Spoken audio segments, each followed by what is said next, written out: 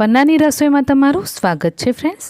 તો મને સમજાતું નથી કે હું અથાણું બનાવવામાં થોડી લેટ થઈ છું કે વરસાદ વહેલા આવી ગયો છે।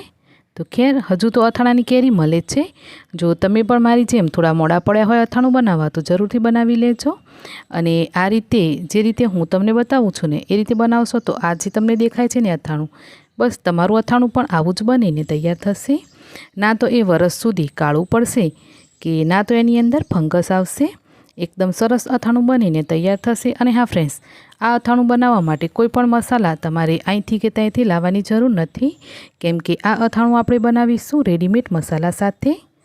તો ચાલો બનાવવાનું શરૂ કરીએ। તો આજે આપણે અથાણું બનાવવા માટે કેરી લેવાની છે 5 કિલો। તો 5 કિલો કેરીથી આપણે અથાણું બનાવીશું। તો એમાંથી આપણે કેરીને કટ કરાવ્યા પછી થોડો ઘણો ગોટલીનો ભાગ નીકળી ગયો હશે।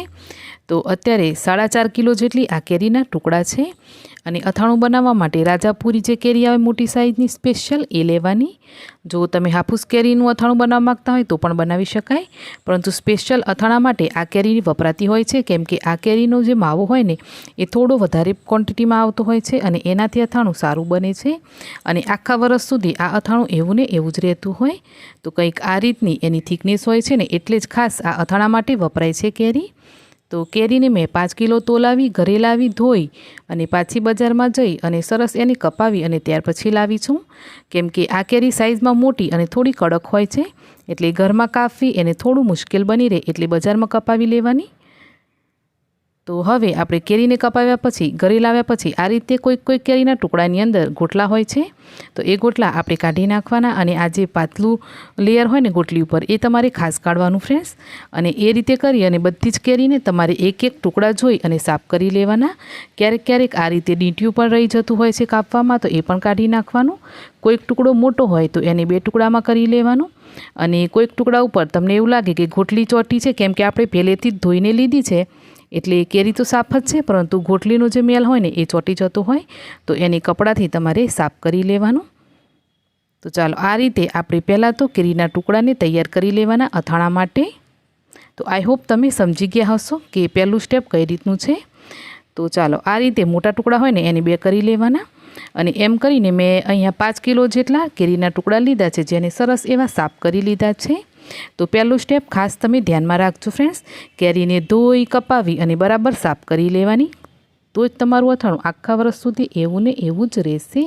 તો ચાલો હવે આપણે આગળનું સ્ટેપ જોઈએ। તો આગળ આપણે લેશું એક સ્ટીલનું વાસણ। તો હા, અથાણું બનાવવા માટે તમારે સ્ટીલનું જ વાસણ લેવાનું, કે પછી ચિનાઈ માટીનું કે કાચનું વાસણ લઈ શકાય। એલ્યુમિનિયમ, પિત્તળ અને તાંબુ બિલકુલ પણ નહીં લેવાનું, ભૂલથી પણ નહીં લેવાનું। તો આ રીતે સ્ટીલની તપેલીની અંદર આપણે બધા જ કેરીના ટુકડા લઈ લેવાના।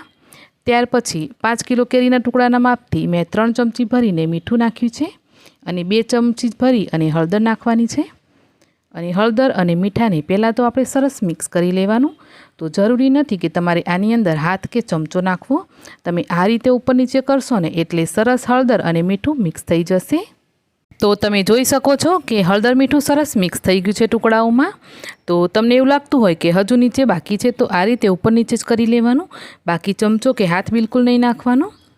તો ચાલો હળદર મીઠું સરસ મિક્સ થઈ ગયું। હવે ઢાંકી અને આપણે ઓવરનાઇટ માટે આને રહેવા દેવાનું। જો તમે સવારે બનાવતા હોય તો સાંજ સુધી આને રહેવા દેવાનું, મતલબ કે ટોટલ આને 8 થી 10 કલાક માટે ઢાંકીને રહેવા દેવાનું છે।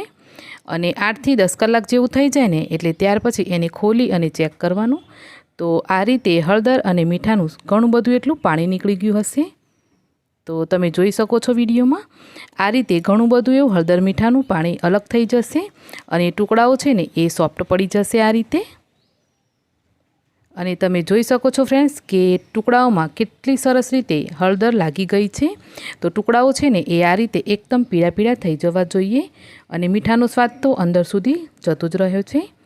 તો હવે આપણે જારાની હેલ્પથી બધા જ ટુકડાઓ પાણીમાંથી કાઢી લેશું। તો બધા ટુકડાઓને આપણે હળદર મીઠાવાળા પાણીમાંથી કાઢી અને હવે એને સૂકવવાના છે। તો સૂકવવા માટે તમારે ભેજ રહિત આને સૂકવવાના, તડકામાં બિલકુલ નથી સૂકવવાના। અને ઘરમાં સૂકાવો ને તો પણ ધ્યાન રાખવાનું।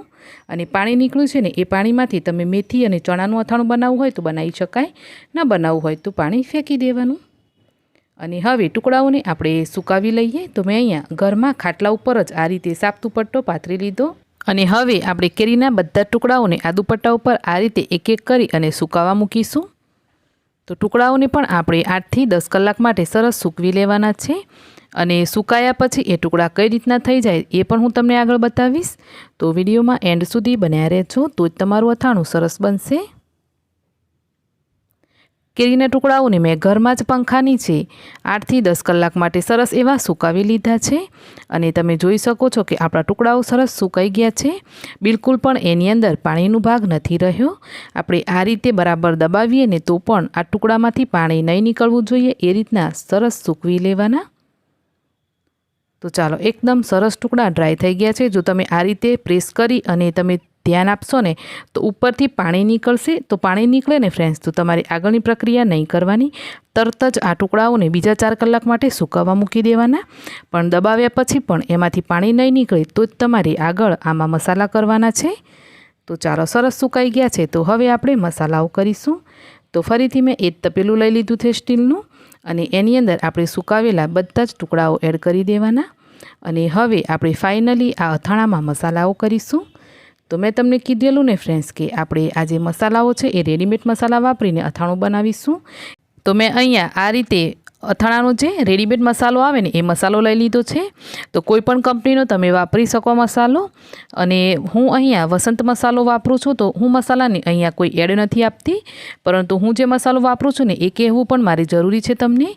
તો આ રીતે મેં વસંત મસાલાના 3 પેકેટ લઈ લીધા છે। એક પેકેટ 500 ગ્રામનું છે। એમ કરી અને 1.5 કિલો આપણે અથાણાનો તૈયાર મસાલો લેશું। એની સાથે 4 કિલો ગોળ લેવાનો છે। 2 કિલો ગોળ મેં અત્યારે સમારીને લીધો છે અને 2 કિલો આપણે પાછળથી એડ કરવાનું છે એટલે એને મેં સમાર્યો નથી। તો ચાલો સૌથી પહેલાં આપણે 2 કિલો ગોળ એડ કરી દઈએ આમાં। તો આ મસાલાઓ છે ને ફ્રેન્ડ્સ તમે તમારા પ્રમાણે થોડા વધતા ઓછી કરી શકો, પરંતુ જે રીતે મેં કેરીના ટુકડા લીધા છે ને એનું હું પરફેક્ટ માપ સાથે તમને અથાણું બનાવતા શીખવાડીશ। તો આ રીતે આપણે 2 કિલો ગોળ સમારીને એડ કરી દેવાનું અને ત્યાર પછી આપણે 2 પેકેટ મસાલો નાખવાનો છે, એટલે કે આપણે 1 કિલો મસાલો અત્યારે નાખવાનો છે અને 1 પેકેટ આપણે પછીથી નાખીશું। એટલે 500 ગ્રામ મસાલો આપણે હમણાં નહીં નાખવાનો, એને પછીથી નાખવાનો છે।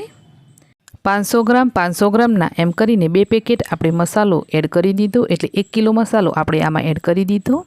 હવે આપણે અહીંયા 1 લીટર જેટલું સરસિયાનું તેલ લેશું। તો આપણે અથાણું છે ને એ ટ્રેડિશનલ રીતે બનાવીએ છીએ એટલે સરસિયું લીધું છે। ઘણાને સરસિયું નથી ગમતું તો એ સિંગ તેલ કે પછી તલનું તેલ પણ વાપરી શકાય। તો અહીંયા ટ્રેડિશનલ રીતે અથાણું બનાવવું હોય ને તો એમાં સરસિયું જ વાપરવું। તો સરસિયું પણ મેં જે અથાણા માટે સ્પેશિયલ આવે ને એ જ લીધું છે, એટલે મેં એને ગરમ કરી ઠંડુ કરીને નથી એડ કર્યું, ડાયરેક્ટ જ એડ કર્યું છે। જો તમે નોર્મલ સરસિયું લીધું હોય તો એને ગરમ કરી ઠંડુ કરી અને ત્યાર પછી એડ કરજો। તો અત્યારે આપણે 1 લીટર તેલ એડ કરવાનું છે, 1 લીટર આપણે પછીથી એડ કરીશું। તો ચાલો હવે તેલ, ગોળ અને મસાલાને આપણે સરસ મિક્સ કરી લઈએ। તો અત્યારે છે ને આ બધી જ વસ્તુ એકદમ ડ્રાય છે એટલે એને મિક્સ કરવામાં થોડો પ્રોબ્લેમ થશે। તો થોડું ધ્યાન રાખી અને બધી જ વસ્તુને મિક્સ કરી લેવાનું અને મિક્સ કર્યા પછી આ રીતે થોડું એને દબાવી દેવાનું। તો અત્યારે તમને આ જે અથાણું છે ને ફ્રેન્ડ્સ એકદમ સૂકું અને એકદમ લાઇટ કલરમાં દેખાય છે। 3 થી 4 દિવસ પછી તમે આ અથાણું જોશો ને તો તરત જ તમને બનાવવાનું પણ મન થઈ જશે, એટલું સરસ દેખાશે। તો ચાલો બધા જ મસાલાઓ કરી હવે આને ઢાંકી અને આપણે 3 દિવસ માટે મૂકી દેવાનું અને દિવસમાં 2 વાર તમારે આને ફેરવી જરૂરથી લેવાનું। તો ટોટલ 3 થી 4 દિવસ રાખ્યા પછી અથાણું તમે જોઈ શકો છો કેટલું સરસ બની ગયું છે। તો હવે અથાણું છે ને એ સરસ પાકી ગયું છે। તો તમારે અથાણાને ટેસ્ટ કરી લેવાનું અને ટેસ્ટ કર્યા પછી તમને આમાં કોઈ પણ મસાલો ઓછો લાગે તો તમે એડ કરી શકો। તો જુઓ હું તમને આ રીતે અથાણું બતાવું ને તો અથાણાની અંદર હજુ મસાલો પણ ઓછો છે અને ગળ્યામાં પણ એ થોડું ઓછું લાગે છે। તો આપણે બધા મસાલાઓ જે બાકી રાખેલા ને એ હવે એડ કરીશું। તો આપણે જે 500 ગ્રામનું મસાલાનું પેકેટ બાકી રાખેલું એ મસાલો એડ કરી દેશું અને ત્યાર પછી ગળપણ પણ થોડું ઓછું લાગે છે। તો આપણે 2 કિલો ગોળ હતો ને એ સમારી લીધો છે, તો એમાંથી 1 કિલો ગોળ એડ કરીશું। તો 5 કિલો કેરીના અથાણામાં આપણે 3 કિલો ગોળ વાપર્યું છે અને 1.5 કિલો મસાલો અને 2 કિલો આપણે સરસિયું વાપરવાનું। તો પહેલાં આપણે 1 લીટર સરસિયું એડ કરી દીધેલું, હવે આપણે 1 લીટર બાકી રાખેલું ને એમાંથી બીજું 500 ગ્રામ એડ કરીશું। તો 2 કિલો આપણે આમાં એડ કરવાનું છે, પરંતુ અત્યારે આપણે 500 ગ્રામ એડ કરીએ અને 500 ગ્રામ જ્યારે આપણે આને બરણીમાં ભરીશું ને ત્યારે ઉપરથી એડ કરવું પડશે। તો ચાલો ફરીથી પણ આપણે મસાલો, ગોળ અને તેલને બરાબર મિક્સ કરી લઈએ। તો તમે જોઈ શકો છો ફ્રેન્ડ્સ કે આપણું અથાણું બનીને તૈયાર થઈ ગયું છે અને જોઈને જ તમને બનાવવાનું મન થઈ જાય ને એટલું સરસ દેખાય છે। તો આ રીતે તમે અથાણું બનાવીને જરૂરથી ટ્રાય કરજો। હવે આ અથાણું સરસ બની ગયું છે। આને તમે કોઈ પણ કાચની બોટલમાં કે ચિનાઈ માટીની બોટલમાં ભરી અને 1 વર્ષ સુધી સ્ટોર કરી શકશો। બિલકુલ પણ એ ખરાબ નહીં થાય કે ના તો એની ઉપર ફંગસ આવશે। જ્યારે તમે બરણીમાં ભરો ને ત્યારે જે બાકીનું આપણે 500 ગ્રામ તેલ રાખ્યું એને બધું અથાણું બરણીમાં ભર્યા પછી ઉપરથી એડ કરી દેવાનું, એટલે અથાણું છે ને એ ટોટલ તેલની અંદર ડૂબેલું રહે ને એ રીતે તમારી બરણીમાં ભરી અને સ્ટોર કરવાનું છે। તો આજની તમને અથાણાની રેસીપી ગમી હોય ને તો વિડીયોને લાઇક શેર જરૂર કરજો ફ્રેન્ડ્સ।